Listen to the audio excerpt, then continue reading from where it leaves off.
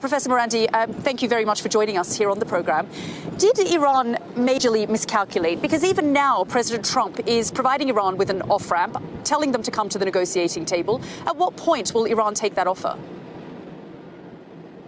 Well, according to your narrative, Iran always miscalculates. It's a regime. I heard the regime 20 times in the last 10 minutes as I was listening. You sound like TASS news agency upgraded during the Soviet Union. And you say the regime is unpopular and is killing its people. When General Soleimani was murdered by the same Trump that you talk about, millions of people came to the streets of this city, Tehran, that I'm in. So how is it that he's so unpopular?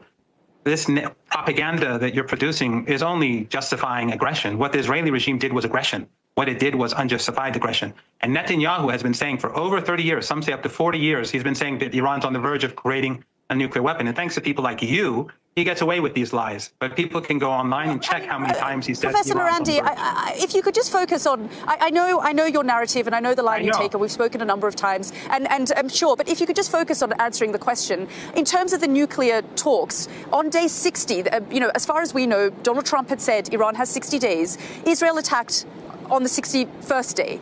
Can we talk a little bit about the regime's competence levels, the intelligence and security, the competence of your intelligence and security agencies, the fact that Mossad was able to build drone sites in your country, the fact that the leadership was asleep in their beds when they were struck and that you ignored these warnings? Can we talk a little bit about the fact that the regime was taken completely by surprise and top leaders have now been decapitated and killed as a result of the Israeli attack? Saying regime, I think it helps you contain your contempt for independent countries. You after all, you work for Sky News. It's understandable. But the regime, how do you know that the Israeli regime had bases inside Iran? You're just repeating their propaganda. Of course, Israel for you is not a regime. Sorry, it's a state. But it's a genocidal state carrying out extermination in Gaza. But that's not really important.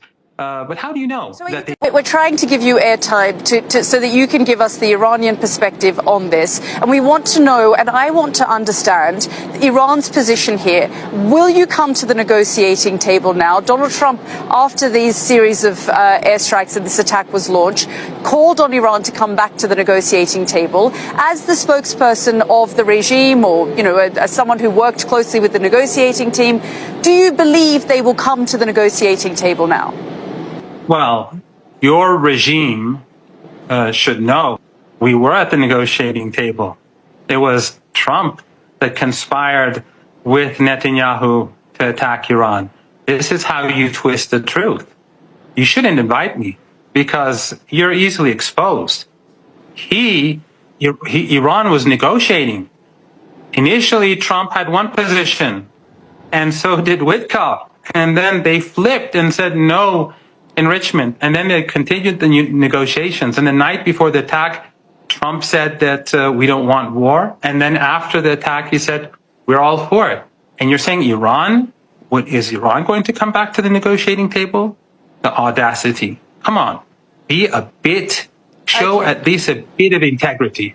A bit of integrity will help. Okay.